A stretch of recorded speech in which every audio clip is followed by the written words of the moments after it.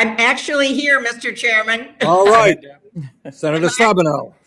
Thank you. I'm actually here. I'm sorry that the camera was turned off. Thank you so much for the hearing. It's wonderful to see the two nominees in front of us, such wonderful qualified nominees.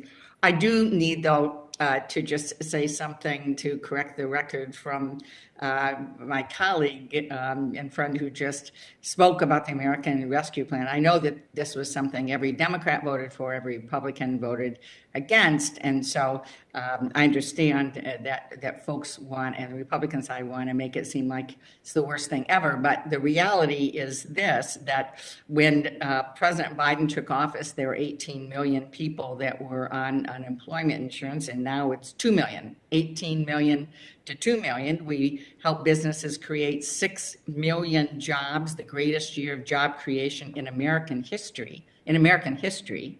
We've seen the best economic growth since 1984. We've seen the biggest single year drop in our unemployment rate in our nation's history. And so we know that because of COVID-related challenges and supply chain breakdowns and so on, there's so much more to do in lowering costs for people. But the record is very clear in terms of the robust economy and what is happening right now. We just need to keep it going. So, Ms. Young, again, welcome, and Ms. Coloretti, it's wonderful to be speaking to you again. And I wanted to specifically start with the Infrastructure Investment and Jobs Act, which includes a lot of provisions to ensure federal purchasing and infrastructure spending to make sure it's American-made products. You know, we make a lot of things in Michigan. I care a lot about that.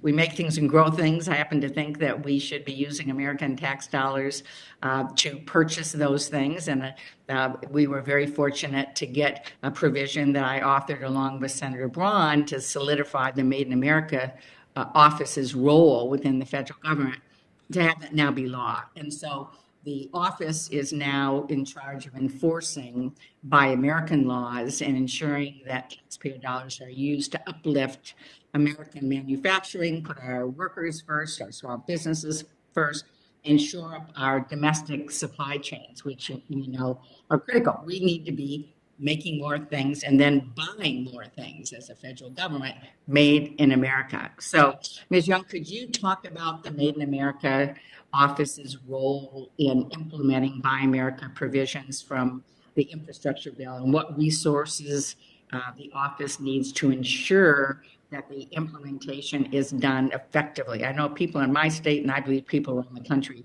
want very much to see this move forward aggressively and be successful. Thank you, Senator, and I want to thank you for your help codifying that office in the infrastructure law. We started that office in OMB through executive order, and so was very happy that the bipartisan law ensured that it will be around for future administrations. The president was very clear, even before the infrastructure law.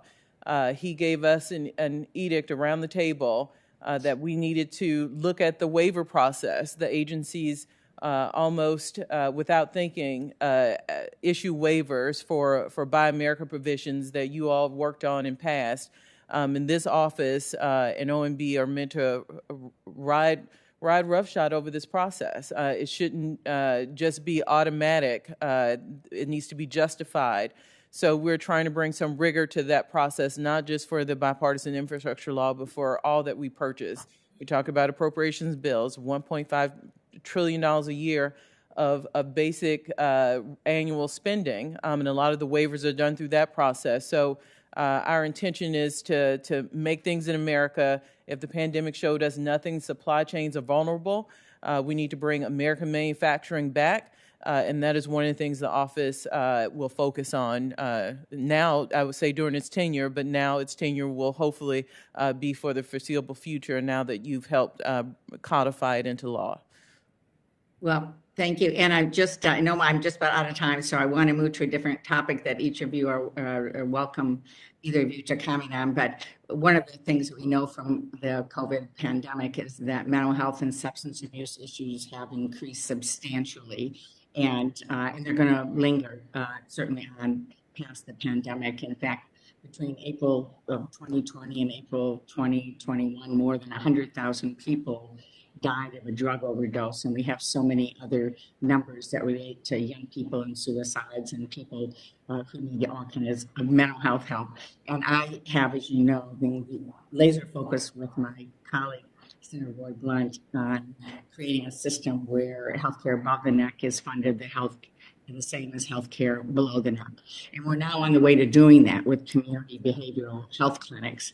And so I would ask for your support for these. I won't go through all the pieces, and we have all kinds of information about how this is successful in keeping people out of jail that don't need to be there, out of the emergency room who don't need to be there, out of homeless shelters that don't need to be there. You know, we've got this program fully operationalized in 10 states right now with startup grants, and 40 different states have startup grants. About 10 states are fully implementing this, and we need this across the country. So I'm concerned, or I'm interested in urging that the president's budget do even more. His first budget proposed 125 million increase in the startup grants. Frankly, we need additional dollars for that, and we need to have the full expansion nationwide put in place. So I would ask both of you if you would work with me, work with Senator Blunt, on fully operationalizing this critical part of our healthcare system.